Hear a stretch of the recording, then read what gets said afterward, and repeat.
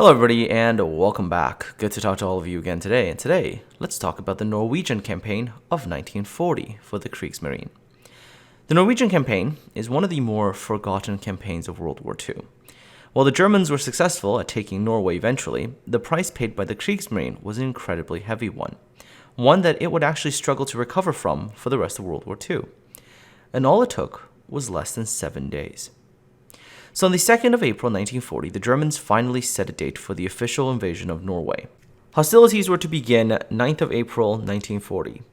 On the 7th of April, the German fleet, now loaded with troops and supplies, headed out to sea on their way towards Norway.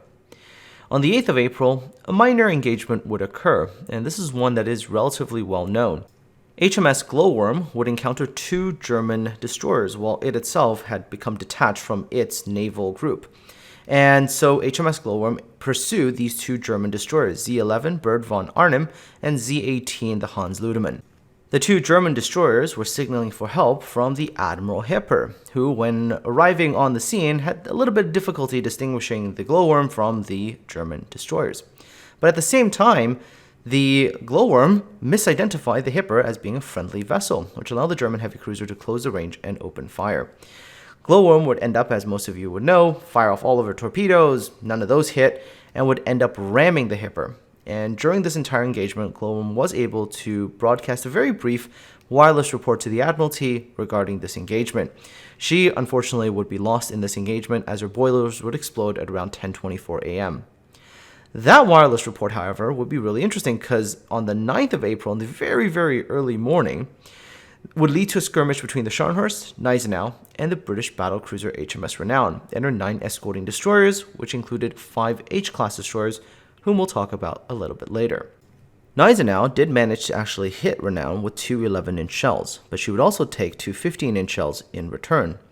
While Gneisenau's shells didn't do much damage to Renown, the British shells would actually knock out her rear turret, her forward rangefinders, and the battleship's director tower. As the two German battlecruisers escaped at high speed, and they were able to make higher speeds in heavy seas compared to Renown, they would actually take more damage from the heavy seas because they would take on a lot of water, affected their forward turrets, and they ended up needing to be put into port for about 2 weeks for repairs.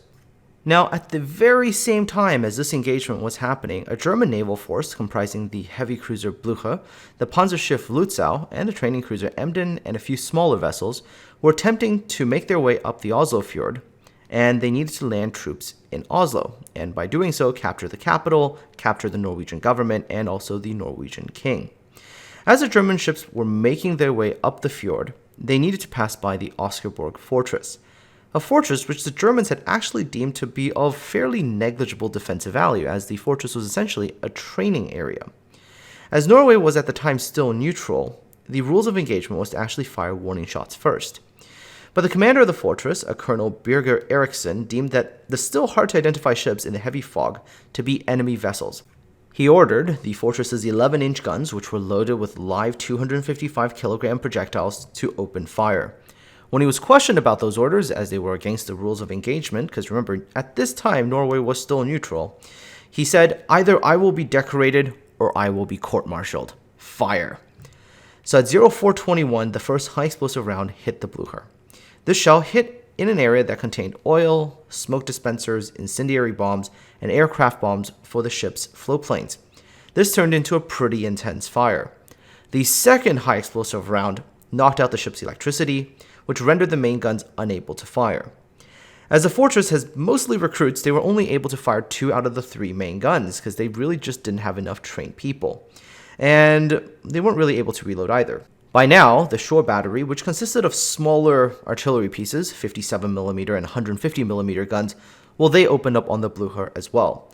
She would actually be hit with 13 150mm shells and around 30 57mm shells. These shells would end up knocking out the steering, knocking out the ship's firefighting equipment, which, by the way, when your ship's already on fire, that's kind of a bad thing. As Blücher sailed past the fortress, she was engaged by the fortress's torpedo battery, which fired Austro-Hungarian-made Whitehead torpedoes from 1900. These were 40-year-old torpedoes. This torpedo battery was actually unknown to German intelligence, which probably caused them to underestimate the fortress's defensive value. 2 torpedoes would end up hitting the Blücher. The first did negligible damage, but the second would hit near the spot where the second high explosive shell would hit, leading to catastrophic damage. Fires would spread, and those fires eventually reached a 105mm magazine, which exploded. At 0622, Blücher would go down with a significant number of casualties. Now, the next ship in the line, which was the Panzerschiff Lutzow, well, she now came under fire from the shore battery as well. And 3 150mm shells would end up hitting her as well, which would actually knock out her forward turret. Damage to Lutzow was actually quite substantial, and she needed to return to Germany for repairs. On her way back to Germany, however, she was torpedoed by a British submarine, the HMS Spearfish, which would take her out of action for almost an entire year.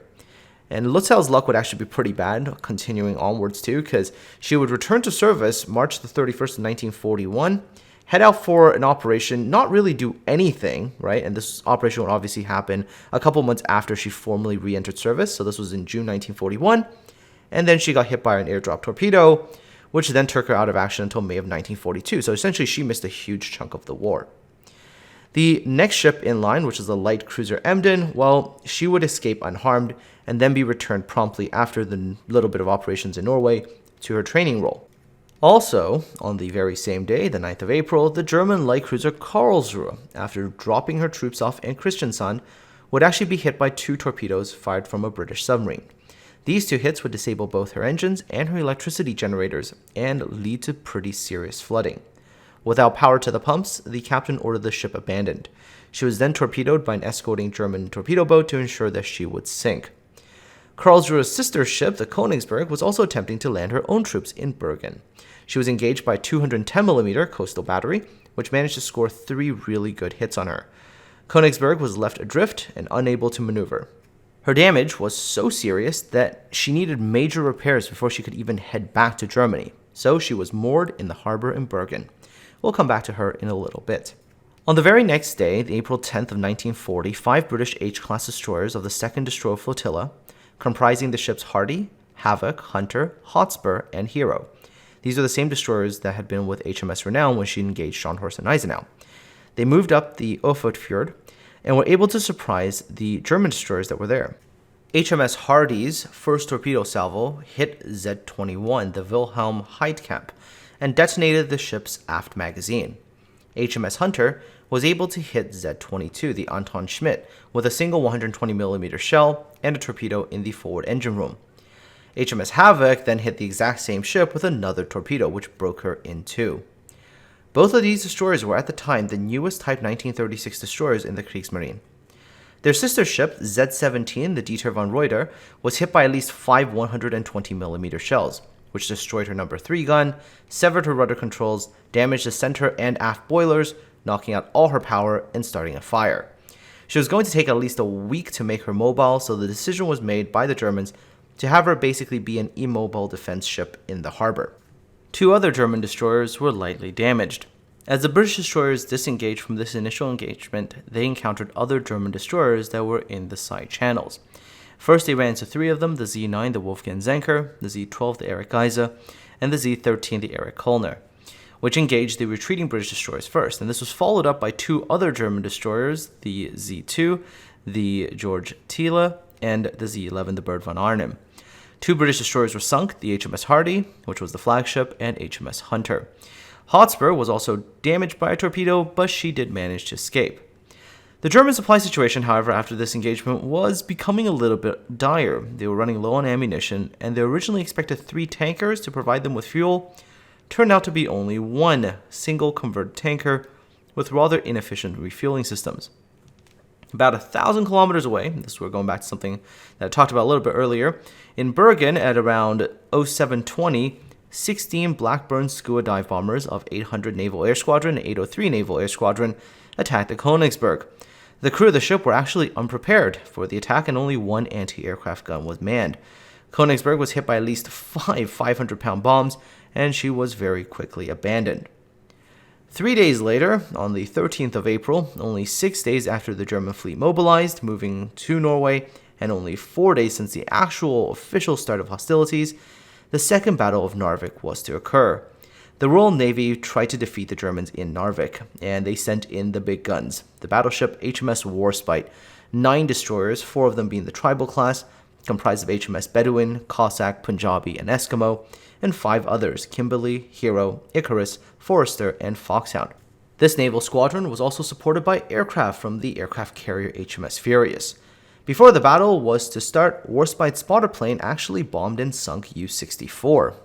At 12:40, the German destroyer Z-13, the Erich Kolner, was actually spotted by the Warspite spotter plane, attempting to ambush the approaching British warships. She was hit at a range of between 2,000 and 2,500 meters by full broadside fire from 3 tribal-class destroyers. She then also took multiple salvos from Warspite's 380mm guns, sinking her to the bottom. As the British ships entered the Alfred Fjord, 4 German destroyers, the Z-9, the Wolfgang Zenker, the Z-11, the Bernd von Arnim, Z-18, Hans Ludemann, and Z-19, Hermann Kühne, rushed out to engage the oncoming British warships. No hits were actually scored aside from some minor splinter damage to one of the British destroyers. Wolfgang Zenker actually attempted a torpedo run on the Warspite but failed to score any hits. The German destroyers were being pushed further and further back into the fjords with nowhere else to go. As British warships moved into Narvik harbor, they ran into 2 other German destroyers, the Z-12 Erich Geisa, along with the Z-17 Dieter von Reuter. And when the British warships approached, Erich Geisa opened fire. She was able to hit HMS Punjabi with about 6 or 7 127mm shells, which actually caused some pretty considerable damage. She holed the ship, destroyed the ship's fire control system, and also severed her main steam line. During this engagement, Erich Geisa was finally able to repair her engine, and she limped out at about 12 knots to engage the other incoming British ships. HMS Bedouin was the first destroyer to engage her and had one of her front turrets knocked out. However, in return, Erich Geisa was reduced to an absolute burning wreck. Z-17, the Dieter von Reuter, was not able to get underway at all, and so what she was doing was basically being at her mooring point and opening fire with what available guns she had. And she was firing shots at HMS Warspite, and then she turned her attention to HMS Cossack, which had been sent in to investigate where the shells were coming from, because initially they thought it was coming from some kind of coastal artillery. HMS Cossack would actually end up taking some pretty damaging hits from Dieter von Reuter. However, remember that low ammunition situation that I was talking about earlier? Yeah, so Dieter von Reuter would actually end up running out of ammunition, and of course she was also taking some pretty punishing fire in return from Cossack, Warspite, and also destroyer Kimberley. So with their ship's ammunition gone and the ship taking some pretty abusive fire from the British warships, Dieter von Reuter was scuttled by her crew. Another German destroyer, the Z-19, the Hermann Kühne, which actually had rushed out earlier to engage the British warships, well, she misunderstood and ordered to retreat into another one of the fjords. And now this undamaged ship, which had completely run out of ammunition, which included everything they could fire, practice shells, star shells, anything, she beached herself and she was scuttled by their crew. HMS Eskimo, which had followed Kühne into the fjord, added a torpedo into her for good measure, blowing off her stern. Out of the 4 remaining destroyers, 2 of them, the Wolfgang Zenker and the Bernd von Arnim, no longer had any remaining ordnance to fight with, and so they were given time to scuttle themselves at the end of the fjord. 2 other destroyers with some ordnance left took up positions in the Narrows, hoping to ambush British warships. The first of the 2 German destroyers to then engage the British warships again was Hans Ludemann. She was then hit by HMS Eskimo, who destroyed her number 4, number 5 guns, and also damaged her number 3 gun. As these were the only guns that she could bring to bear on the British, her captain withdrew her to the end of the fjord and also scuttled his ship. The last combat action was actually by George Thiele. She managed to hit HMS Eskimo with one of her torpedoes, which blew the bow off the ship. However, return fire from the British warships started multiple fires and damaged her so badly that her captain ordered her to be run aground. Thereby, all remaining destroyers in Narvik were sunk or scuttled. So, in less than 7 days since the Kriegsmarine started heading to Norway, they lost 1 heavy cruiser, had 1 heavy cruiser taken out of action for a long period of time, and so essentially out of the original force of only 4 heavy cruisers, as the Graf Spee had already been lost and the Prince Eugen was not yet in service, they lost 2 of them. They also lost 2 out of their 6 light cruisers. Of course, one of them is Emden, which was a training cruiser. Both the Leipzig-class light cruisers, the Leipzig and Nuremberg, were both damaged by British submarines earlier on. And one of them, the Nuremberg, was actually able to complete repairs by April of 1940, but Leipzig was going to take all the way to the end of 1940. Most severely of all, however, was the fact that the Kriegsmarine actually lost an astonishing 10 destroyers out of a force of only 20 destroyers, essentially 50% of their destroyer forces. They've also lost 2 other destroyers earlier on before the Norwegian conflict, the Z1, the Liebrecht Maas, and the Z3, the Max Schultz. They were lost in friendly fire incidents. So, had the Germans really wanted to invade England for Operation Sea Lion in September of 1940, which is what they had planned, they would have basically been trying to fight the entire Royal Navy with 2 battlecruisers, Admiral Hipper, the Panzerschiff Admiral Scheer, the light cruiser Köln and Nuremberg, a training cruiser, the Emden, and a mere 10 destroyers.